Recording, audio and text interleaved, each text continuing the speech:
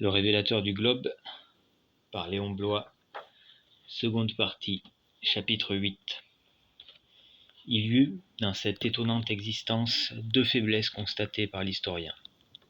Mais combien elles sont assorties au grandiose surhumain de l'ensemble, et combien elles font éclater l'inexprimable beauté d'âme du héros capable de les ressentir.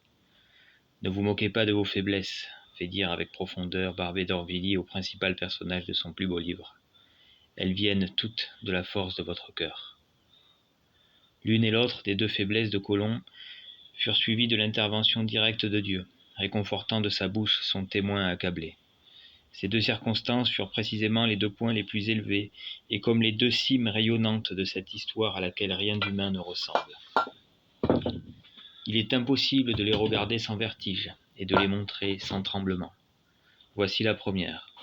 Le 25 décembre 1499, jour anniversaire de la naissance du Sauveur, Christophe Colomb, à son troisième voyage, revenant de découvrir le nouveau continent, appelé par lui Terre de Grâce, et arrivant à l'Espagnol malade et presque aveugle, trouve la colonie en pleine révolte et l'île entière sur le point de se soulever. Sans trésor, sans armes, sans troupes, sans crédit, sans moyens d'action, ne pouvant plus obtenir l'obéissance et compter sur personne, il subit les menaces et les dédains de ses subalternes. Par surcroît, les haines du dehors viennent se joindre aux ennemis du dedans. Une escadrille commandée par Ojeda, l'agent de son mortel adversaire, a débarqué des troupes. Elles vont marcher contre sa résidence. Le chef des factieux, le traître Roldan, doit s'unir nécessairement à elle, car il n'espère se justifier qu'en écrasant son bienfaiteur. Aucune illusion n'est permise devant cette situation désespérée. Aucune ressource du génie ne saurait y porter remède. La perte apparaît inévitable et imminente. D'où pourrait venir un secours ? Abattu et comme anéanti sous cette complication de mots, se rappelant l'ingratitude de la cour, la malveillance constante du roi Ferdinand, voyant son autorité privée d'appui en Espagne et de respect dans l'île, se trouvant abandonné de chacun, dépourvu de toute force exécutive, sentant sa vie et celle de ses frères à la merci d'Hidalgo intraitable, reconnaissant son isolement, l'impuissance qui en était la suite, déplorant le malheur des Indiens qu'éloignaient du christianisme les excès des chrétiens impies, Christophe Colomb éprouva une grande satiété des hommes. Alors, humilié jusqu'à l'amertume, chancelante sous un tel poids d'affliction, cette âme, qui avait toujours terrassé l'effroi, maîtrisé l'épouvante, assoupli le péril, fut gagnée d'une tristesse mortelle. La vaillance de Colomb, jusque-là invaincu, défaillit tout à coup. Son esprit frémit d'horreur à l'image de l'assassinat qu'on lui destinait. L'instinct de la conservation survécut seul, et, pour la première fois, l'amiral songea au salut de sa vie. Il résolut de se jeter avec ses frères sur une caravelle pour fuir à travers l'océan la rage de ses ennemis. Mais, au milieu des mortelles angoisses de son cœur, cette providence, qui tant de fois lui avait montré sa vigilance paternelle, vint personnellement à son secours. Dieu daigna parler à son serviteur éperdu. Une voix d'en haut lui dit : « Homme de peu de foi, relève-toi. Que crains-tu ?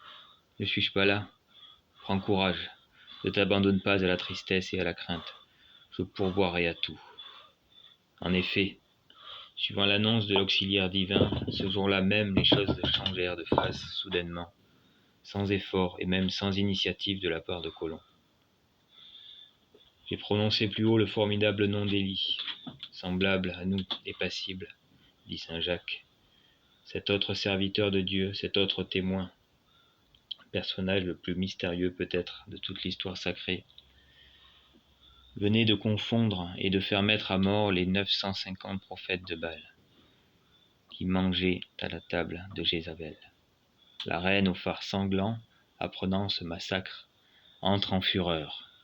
Elle envoie un messager dire de sa part à Élie : « J'en jure par mes dieux, demain tu subiras le même sort. » Ici, dit un fort grand écrivain déjà cité dont il est utile de reproduire les réflexions, ici la nature humaine pourra contempler le prodige de sa faiblesse. Ce prodige, le voici. Élie trembla. Il trembla et s'enfuit. Il trembla d'une terreur inouïe que l'Écriture nous laisse entrevoir à travers la sobriété de ses paroles, mais que les traditions antiques ont gardé comme un monument de la faiblesse humaine. Cette terreur a été presque célébrée par les anciens. On a dit qu'Élie avait eu peur au-delà de tout ce qui peut être exprimé.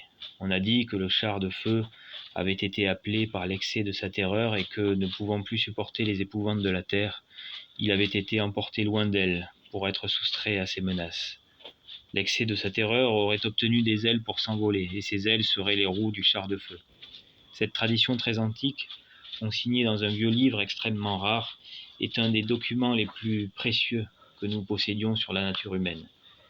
Élie, qui venait de ressusciter le fils de la veuve, Élie, le premier vainqueur de la mort, Élie dont l'écriture elle-même devait célébrer la gloire, Élie qui avait bravé et confondu Achab, Élie qui avait fermé et rouvert le ciel, Élie qui avait fait tomber d'en haut le feu d'abord, l'eau ensuite, Élie dont le nom signifie maître et seigneur. Élie trembla comme jamais homme, peut-être, n'avait tremblé, devant la menace d'une femme dont il avait confondu et immolé les défenseurs. Et il se lamentait dans le désert, et il s'assit, demandant la mort. Et cependant c'était la mort qu'il fuyait, et l'Écriture nous étale ses faiblesses comme les faiblesses de saint Pierre, et le cœur humain nous apparaît tel qu'il est, un monstre d'inconstance. Il n'est certes pas déshonorant pour le plus grand homme du monde d'avoir tremblé comme Élie, et d'avoir eu peur comme saint Pierre. Le Christ lui-même, qui porta nos langueurs, ne voulut pas se soustraire à celle-là, et l'Évangile affirme qu'il eut peur. Mais cette peur du véritable homme fut en même temps la peur d'un Dieu, et tous les effrois imaginables du cœur humain sont comme les ombres mouvantes de cette substantielle terreur. Christophe Colomb était trop grand et trop exactement configuré à Jésus souffrant pour échapper à cette extrémité de la misère. Le trouble de son âme correspond exactement à la fuyante terreur d'Élie et finit de la même manière. Le zèle m'a consumé et maintenant je suis seul, dit Élie.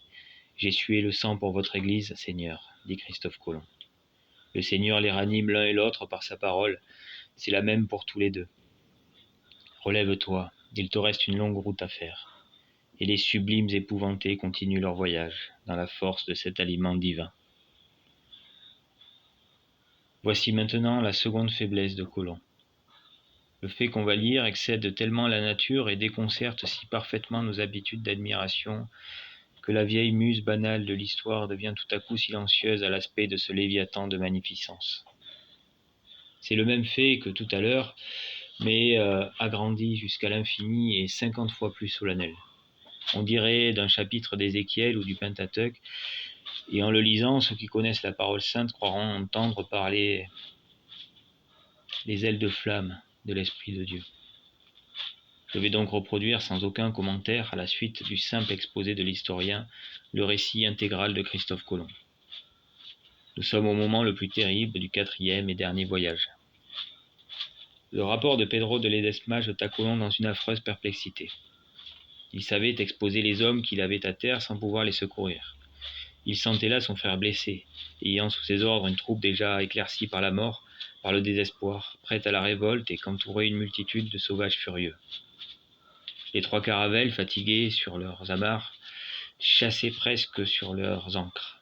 Il sentait que, percées à jour et faisant tôt par toutes les coutures, elles ne pourraient soutenir un nouvel assaut de la tempête. Les équipages se livraient à leurs appréhensions sinistres.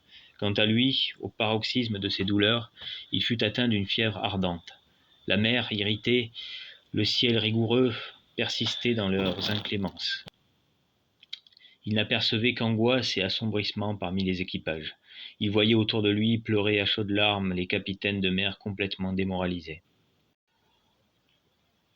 Au milieu de cette sombre désolation, Christophe Colomb fit effort pour gagner la hune du grand mât et voir s'il découvrirait au loin quelques signes salutaires. Il se retourna vers les 4 points de l'horizon, appelant les vents à son secours. Mais le brisement lugubre de la houle répondit seul à sa voix. Alors, cédant à l'oppression de sa tristesse, il s'affaissa au pied de la hune, comme autrefois le prophète tombé sous le genévrier du désert et qui, l'âme navrée, demandait au Seigneur de le retirer de ce monde. Toutefois, Colomb ne murmura point et n'exprima aucun souhait. Son accablement fut trop grand pour se répandre en paroles. Il poussa des gémissements intérieurs et une transition insensible l'amena de la veille au sommeil, sans avoir éteint sa pensée. La fiction asséviait son âme endormie, quand il distingua une voix compatissante qui lui disait « Ô insensé, lent à croire et à servir ton Dieu, le Dieu de tous, que fit-il de plus pour Moïse ou pour David, son serviteur? Dès ta naissance, il prit toujours le plus grand soin de toi. Lorsqu'il te vit parvenu à l'âge fixé dans ses desseins, il fit merveilleusement sonner ton nom sur la terre. Les Indes, cette si riche portion du monde, il te les a données comme tiennes. Tu les as distribuées comme il t'a plu, et en cela, il t'a transféré son pouvoir. Il t'a donné les clés des barrières de la mer Océane, fermées jusque-là de chaînes si fortes. On obéit à tes ordres dans d'immenses contrées, et tu as acquis une renommée glorieuse parmi les chrétiens. Que fit-il de plus pour le peuple d'Israël lorsqu'il le tira d'Égypte, et pour David même, que de simple pasteur il fit roi de Judée? Rentre en toi-même et reconnais enfin ton erreur. La miséricorde du Seigneur est infinie. Ta vieillesse ne fera pas obstacle aux grandes choses que tu dois accomplir. Le Seigneur tient en ses mains des héritages nombreux et très grands. Abraham n'avait-il pas passé 100 ans lorsqu'il engendra Isaac, et Sarah elle-même était-elle jeune? Tu réclames un secours incertain. Réponds, qui t'attend et si souvent t'affligé? Dieu ou le monde? Les privilèges et les promesses que donne Dieu, il ne les annule pas, et le service une fois rendu, il ne dit point que l'on n'a pas suivi ses intentions, qu'il l'entendait d'une autre manière, et il n'inflige pas le martyre pour donner couleur à la violence. Il se tient au pied de la lettre. Tout ce qu'il promet, il l'accomplit avec accroissement. N'est-ce pas son usage? Voilà ce que ton Créateur a fait pour toi et fait avec tous. Montre maintenant la récompense des fatigues et des périls que tu as endurés en servant les autres. J'étais, dit Colomb, comme à demi-mort en entendant tout cela. Et je ne sus trouver aucune réponse à des paroles si vraies. Je ne pus que pleurer mes erreurs. Celui qui me parlait, quel qu'il fût, termina en disant « Ne crains pas, prends confiance. Toutes ces tribulations sont écrites sur le marbre, et non sans cause. »